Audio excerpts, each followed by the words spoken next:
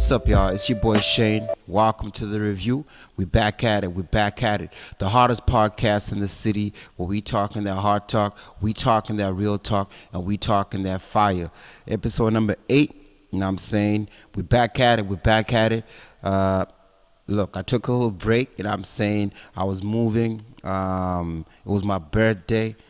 So we was getting busy out here. We was outside. You know what I'm saying? Shouts out to my brother Leon, my girl Jessica, for holding the kid down on my B-Day, my cousin 407, you know what I'm saying? And all my family and all my boys, it's a lot of real ones in my life, you know what I'm saying? Anyways, episode number 8, we back at it. It's gonna be a little serious, you know what I'm saying? As opposed to hip hop and the rap videos and shit. So over the past couple of months, I got a chance to watch Time, the Kalief Browder story, which is a documentary on Netflix right now, which is produced by Harvey Weinstein and his production company, authored by the mogul, rap artist, billionaire, my man Jay-Z. Now, Time is a 8, 9, 10-part documentary on the life of this kid from the Bronx, New York, Kalief Browder. Now, I watched this documentary, man, and watched this story, and I was touched, man. It touched me so fucking deeply. I had to do a review on this shit and talk about it because it's deep, man. It's deep. The reason why I say it's deep is because this could have been anybody. This could have been me. This could have been my old brother. This could have been your cousin, fam, your father. This could have been any young black man. And sadly and unfortunately, it happened to Kalief. Now, the story goes something like this. Kalief Browder was a 16-year-old kid from the Bronx in New York. He was walking home one day, and he was pulled over by the police. NYPD. Now, the reason why he was pulled over was because they were responding to a 911 call that they had received from a man by the name of Robert Bautista, regarding his nephew or cousin or whatever who had been robbed a couple of weeks prior of a backpack containing a laptop, $700, and a credit card. Now, he had called 911 claiming that he had spotted the dude that had robbed him a couple of weeks prior. Initially, the 911 call stated that it had happened that day, but then he changed his story and said it had happened a week before, then 2 weeks before. So this guy was a little iffy right off the start. So you got to question this man's integrity and honesty in all of it. So Kalief is pulled over. He's walking from a house party around 2 a.m. with his boy. They come from a house party. They was hanging out, having drinks, chilling out and whatnot. And it was a lineup. So they didn't really tell him off the bat what was going on. But so the dude in the back, Robert Bautista, whatever, he IDs Kalief as a guy who had robbed him. So they bring Kalief to the precinct, and he's questioned and whatnot at that time. And the kid still has no idea what the fuck is going on. And they tell him, look, we're just going to ask you a couple of questions, and we're going to let you go. That didn't happen, y'all. That did not happen. 16 years old, being stopped by the police, being detained, taken to a precinct, based on he say, she say, because that's all it was at the time. It was he say, she say. Is a fucking no-no. Fucking no-no. It's not happening to me. It's not happening to my kids, my son, my cousins, nephews, whatever. Fuck that. Bullshit. I call BS right off the top, right from the start. So fast forward the story. Kalief is then booked and charged with the crime, and he's taken to Rikers Island, etc. Now, Vanita Browder. When he came out, he was not the same. There was too much baggage he brought from Rikers with him. The memory of beatings, starvation. There was times when he wasn't even allowed to take a shower for 2 weeks. He was angry. He started getting real paranoid. And his life just spiraled from that.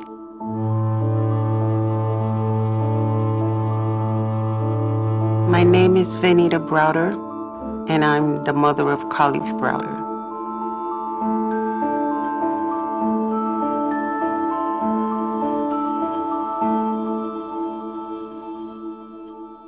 Kalief was on his way home. A police car stopped, and I'm assuming the guy who made the complaint was in the car and told the police that Kalief had robbed him of a backpack. Kalief kept saying, I don't know this guy, I didn't rob him. He was told that they were gonna just go to the precinct to kind of sort things out. Well, that sorting out took 3 years.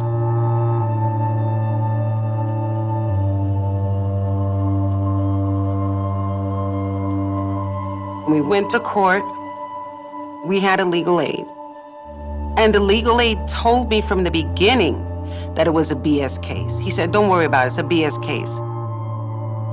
But meanwhile, my son is being held at Rikers. He would tell me things when I would visit him about being beat. He told me, Ma, I gotta fight. If I don't, they're gonna think I'm soft. I gotta fight.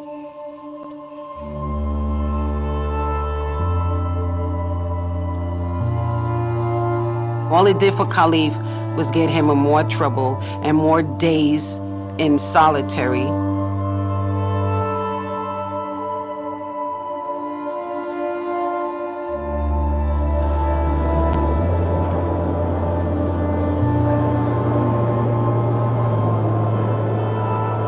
Imagine being locked up 23 hours a day.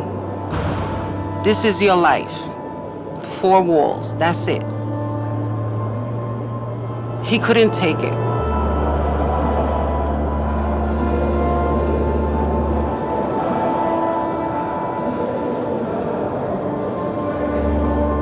They told him, we're gonna break you. That's what they told my baby, that they're gonna break him. And in reality, they did.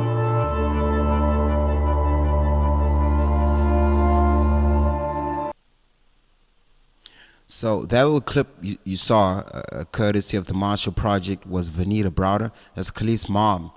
And, you know, she was just recalling what had happened to the kid and a few words from her.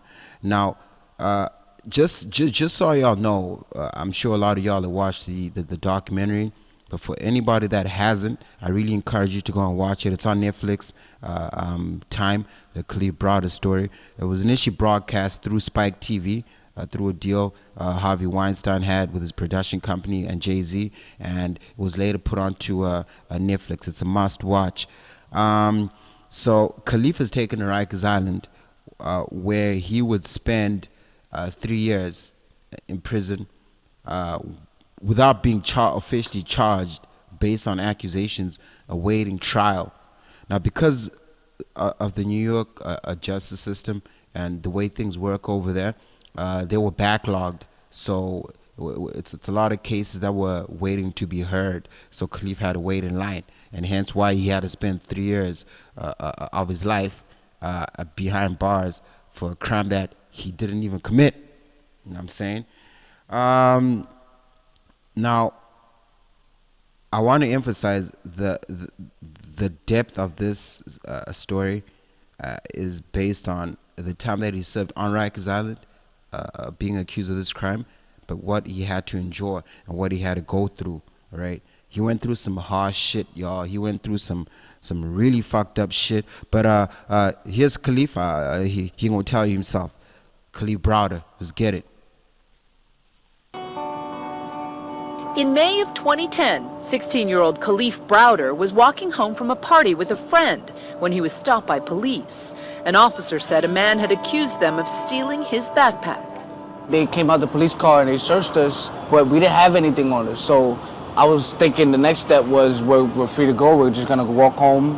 A high school sophomore like millions of others in America with a love for basketball and professional wrestling. Kalief was arrested and charged with robbery. They set my bail for $3,500. You know, my mom told me she didn't have the money, and it was true. She didn't have the money. $3,500 was a lot for my mom. He was taken to one of the toughest jails in the country, Rikers Island, where he would spend the next 3 years for a crime he says he didn't commit, without ever going to trial. The only thing on my mind was I gotta go home. I didn't do this. Now I'm in jail around these grown men, and they're fighting each other, and I don't know. It was like hell on earth. We were beaten. We were beaten, stomped by the correction officers, hit with weapons. They tackled me in my cell where there wasn't any cameras. They grabbed me up, they put me on the bed, and they were just punching and kicking me. And then they maced me in my eyes, they maced me in my nose and my mouth. I couldn't breathe. 3 years of alleged beatings, gang violence, and over 900 days in solitary confinement, all while he waited for a court date that never came. It was just, we're not ready for trial, we're not ready for trial. And every single court date, I always had it on my mind, I'm going home this court date, I'm going home this court date. The judge told me if I plead guilty, I would release from jail that same day. But I didn't do it. You're not gonna make me say I did something just so I could go home. If I gotta stay here 5 more months just to prove that I'm innocent, then so be it. It's just heartbreaking, and it's like, I felt like they were just playing with my life. In June of 2013, all charges against Kalief were dropped, and he was released from jail. But by then, he'd missed his junior year in high school, his senior year, proms, graduation. I lost my childhood. I lost my happiness. I don't really tell too much people about this, but it's like, sometimes I talk to myself, and it's like, it's actually embarrassing. Sometimes on the train or the bus, I have a whole conversation with myself for 5 to 10 minutes, and then it's like, you're really crazy. Like, you really talk to yourself. But being in solitary confinement that long without talking to anybody, I feel like that maybe had something to do with it, because that's where those habits started to pick up. Deep down, I'm a mess, because it's like, I'm 21, and in the inside, I feel like I'm 40. I always believed in standing up for what I felt was right. And if I would have just been guilty, then my story would have never been heard. Nobody would have took the time to listen to me. I'd have been just another criminal. Hey, what's up? It's your boy Shane. You're watching the review. So that was my man Kalief, from his own words, from his own mouth, on his experience and what he had to go through, which is unfair, unjust, and totally unacceptable in 2021 in the system and society that we live in, right? And this is the topic of the review, the Kalief Browder story. Now, Kalief has to spend 3 years of his life in prison.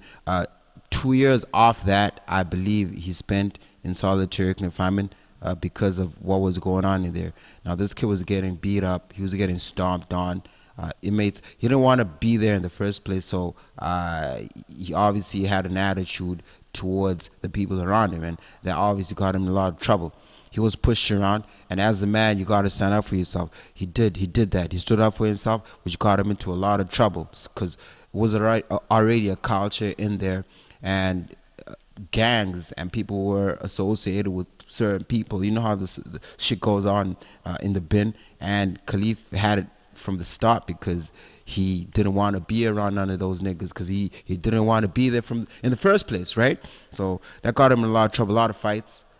He was beat down a lot. POs beating him down.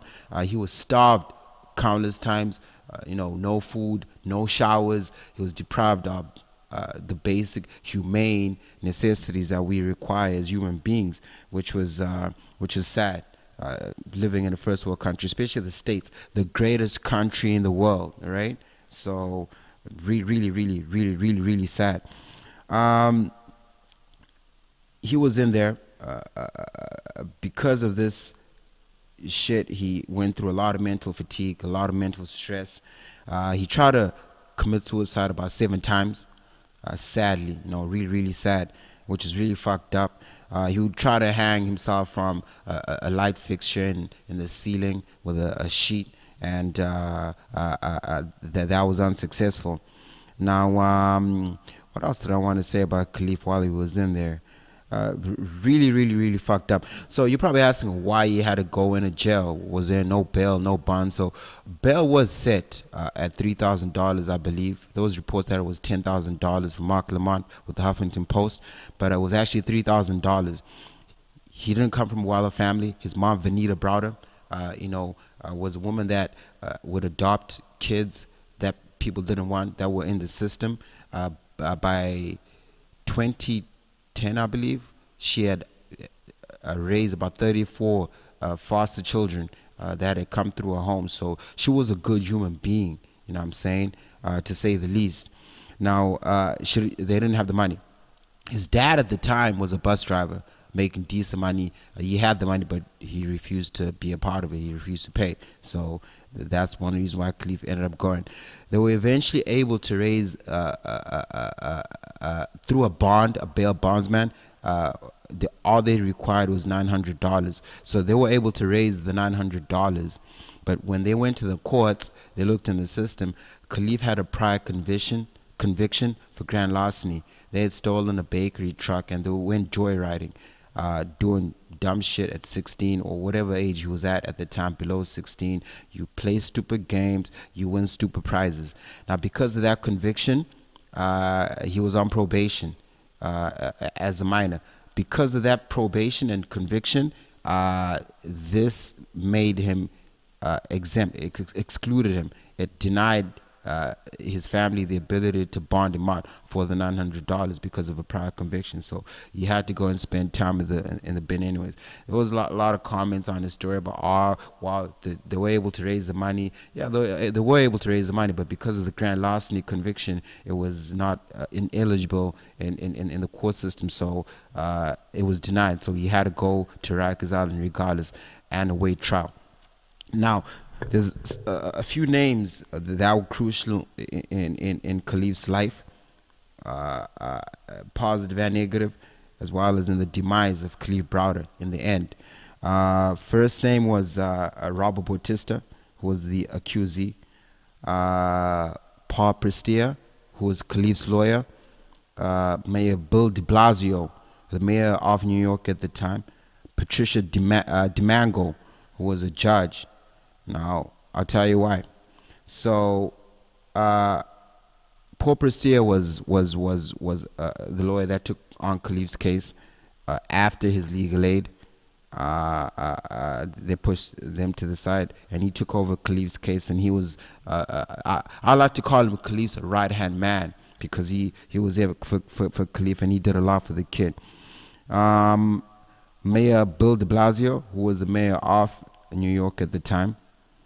Now, Patricia DeMango was a judge and was called by the DA, district attorney in New York and New York State, as a judge to come in and try to clear up the backlog of cases that were in the court system at the time.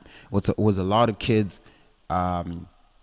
in the system in Rikers Island who were awaiting trial, and it was not uncommon for a person to wait a year, 2 years, 3 years, 4 years, 5 years, Lord willing, just to have your case heard over something that you've been accused of. So that's fucking insane right off the bat.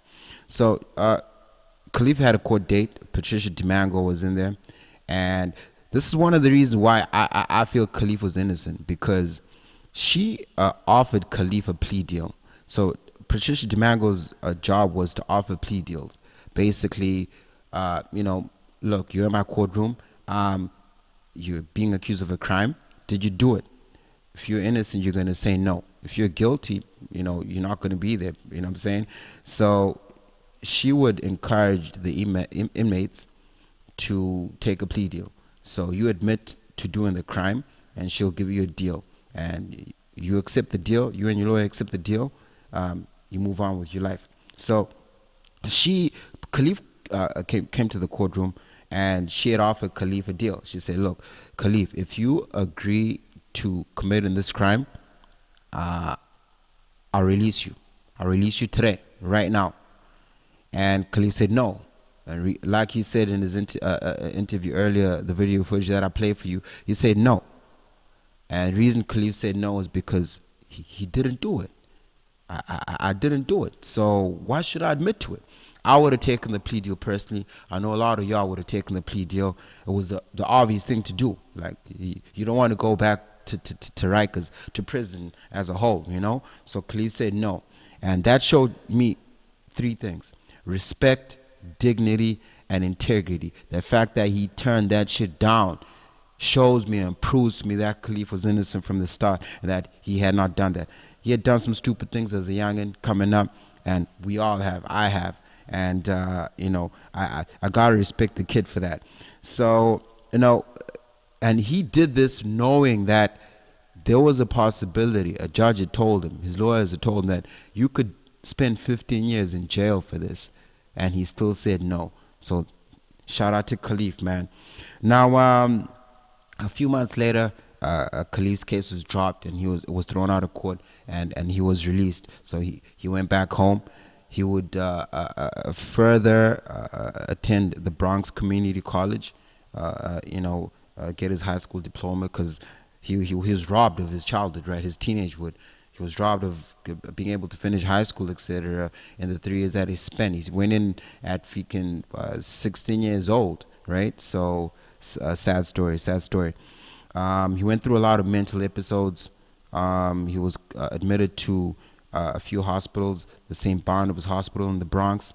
What was the other hospital? The Harlem Hospital, where he was admitted into the psych ward because he was just not there, man. He had been through a lot of shit: mental stress, mental fatigue, the abuse, the being ostracized, being excluded, being persecuted. It takes shots at your body, and Kalief was tired. And, you know, he was doing good in school other than that, and he was living a positive life. How I heard about Kalief's story, and how all of us probably heard about his story, Jay-Z was going through a magazine or a paper or whatever, and he had found out about Kalief's story, and he had asked his publicist to find Kalief, and they found Kalief, brought Kalief to him, and he expressed how he felt about it, and that's how he got a hold of the story and pioneered the documentary, which ended up on Spike and Netflix, and part of the reason for this podcast. So shouts out to Hov, shouts out to Jay-Z for being a real dude, a real stand-up dude.